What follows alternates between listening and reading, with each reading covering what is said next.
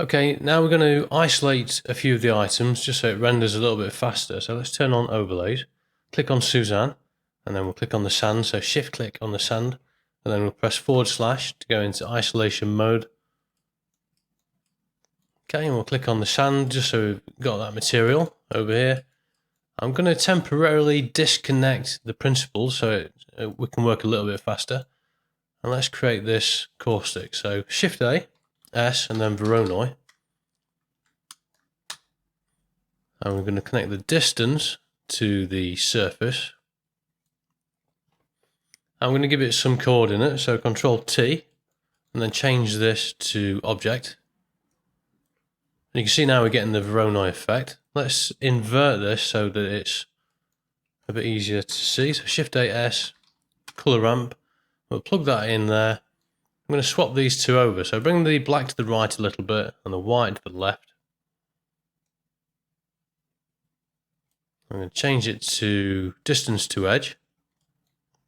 And the more I bring this black to the left, the more defined that shape will be. Put it about there for now. And probably increase the scale, or decrease the scale rather, so they're a bit larger. Okay. And what we can do, if we just go into location and type hashtag frame divided by 30 and then play that back, we're getting sort of a caustic effect, but the edges are too straight. So what we need to do is distort the EEVEEs after they come out of the mapping node. So Shift A, S, we'll do a mix RGB, plug that in there. And then we're going to add another noise. So Shift A, S, noise texture. I'm going to plug this one, the factor, into the bottom. And if I increase the noise on here, you'll see it's distorting the edges. So play that back, and we're getting that sort of an effect. Probably take the detail down. Maybe add a tiny bit of distortion.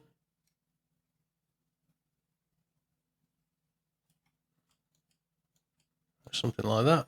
And then we can control how much distortion we get with this mix in here. We also need to connect the vector for the mapping into this one.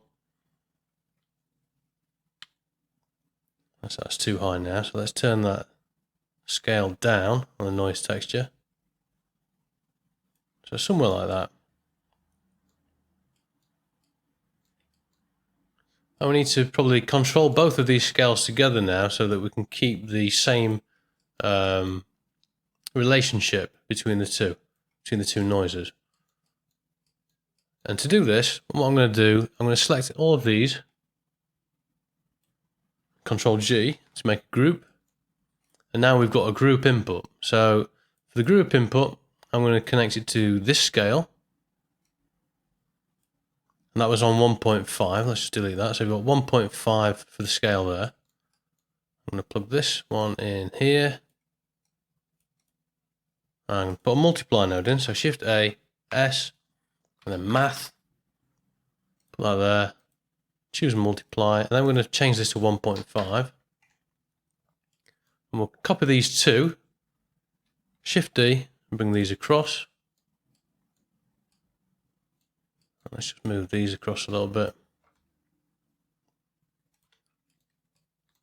And we're going to do the same. So we've got two group inputs, both from scale, going to multiply node. So we'll plug this one in here. You see this is on 0.6. So let's plug that one in. And then change this to 0.6.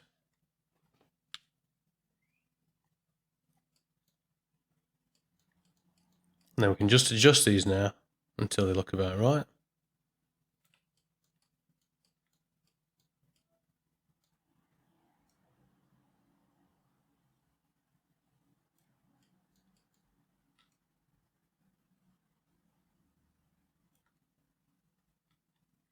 Play that back.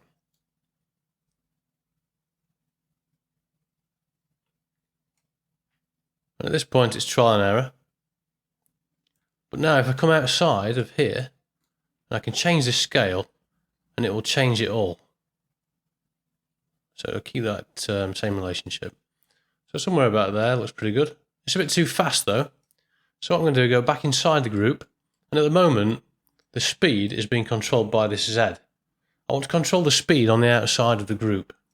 So let's just right click this and choose delete drivers. I'm going to reset this to 0. And I want to control just that Z from an input on this group. Now we can't take this socket and plug it in there because that's expecting a vector which is 3 values, and we only want to control the bottom one. So we're going to do Shift A, S, and then combine X, Y, Z, and this will give us the ability to plug this bottom one into the Z only, and we'll plug that into the location. And now let's just press N on the keyboard. I want to change these around. So click on group, click on Z, and then click this up arrow. So that's now on top. I want to rename this as well to animation speed.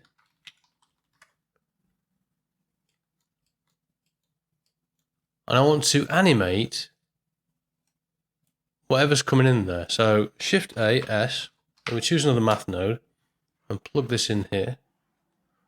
And then we're going to choose multiply.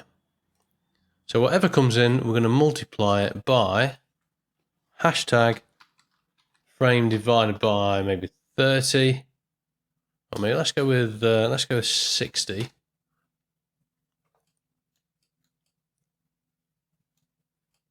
Okay.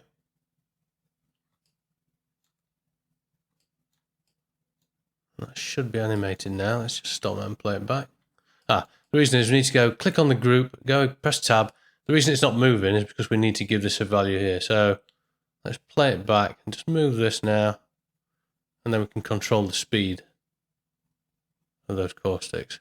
The problem is if I change the scale, then the speed is going to be incorrect for the scale. So we need to, inside the group, modify the animation speed based on the scale as well, so that it always maintains the relationship that we've arrived at. So let's just turn that back down,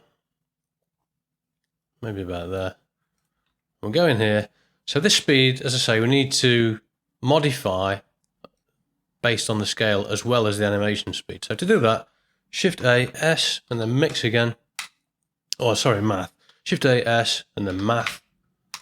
Plug this in here. I'm going to take the scale, and we want to say divide the animation speed by the scale. So it should then maintain the relationship we want. So if I press play now, no matter what scale I take it, then that animation speed is going to remain the same. Let's bring that to about there. And what you can do now, you can go inside and you can just tweak these multiply values, so the scale for the noise texture that distorts the mapping, and also the scale for the overall, just to get the relationship that you think looks most like caustics. And lastly, as I say, you can just tweak this now to control how much distortion we get on there. So I think something around about there looks pretty good. Okay. So that's the caustics practically done. We can also add a little bit of movement if we want to the y-axis. So we can take this value again and we can plug this. So let's just grab this multiply. Let's minimize it. If you do Control Shift D, that will duplicate it but keep the connection to the previous node. And then what I can do is I can plug that into the Y. Just space bar to pause. And that will actually now move in the y-axis as well. We just need to give this the same as we did before. So hashtag frame divided by 50. Let's try that. And the caustics are actually moving now away from the camera. But if you remember, the waves are actually moving towards the camera. So let's go into here. And all we need to do is go before frame and just type minus. And now you can see they're moving in this direction. So if I go to 0, that's probably a little bit too fast. So let's just increase that maybe to 90. I think the animation speed's a bit too high anyway. So let's come back out of the group and change this to 1. maybe 1.3. And I'll probably give it a little bit more noise here for the scale. So let's just go in there.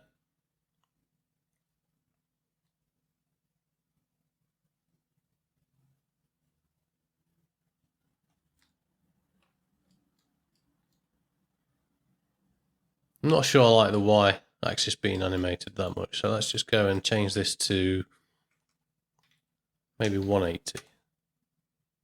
So now we're getting a very subtle movement in the Y direction.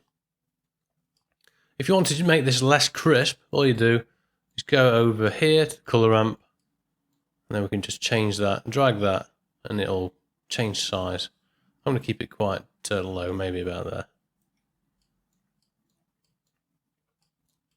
Okay, so that's that done. Let's just tweak it a bit more.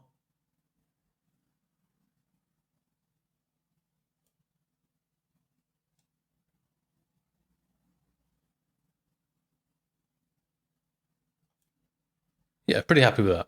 So the last step is if we come back out of the group, I'm just going to name this to Caustics. So let's click on there, call it Caustics. And I'm going to combine this now with color. So let's add a Shift A, S, Mix RGB, put that in there, and then we're going to connect this to the bottom color. And let's try overlay initially. Bring that down there. Disconnect that, and then connect the BSDF back up. Just press space to pause it so it can calculate quicker. And if I press play, you can see we're getting the Caustics mixed in with the sand now.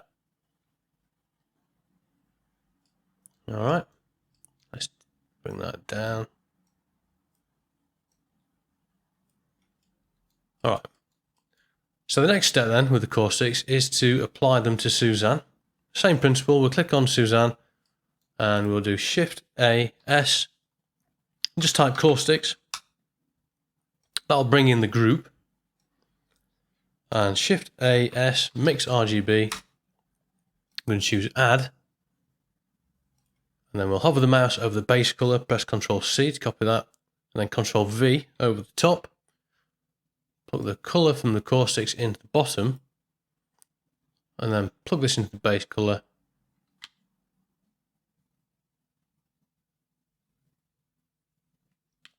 And now we're getting Caustics on Suzanne as well. But you'll notice it's moving, well, it's not moving. So let's change this to 1. And now we're getting the Caustics moving over Suzanne. We can also change the scale if we want to, because it might need a bit more on there. Something like that. And the one thing we can't do, we can't go inside the group and change the definition just on Suzanne without changing the definition on the sand either as well. If you did want to do that, then just come back out of the group, and you just, where it says 2 there, that indicates that this group is being used by 2 materials. If you want to make independent changes just to the group that Suzanne's using, click that to make it an independent group, and then you can make whatever modifications you need to inside there.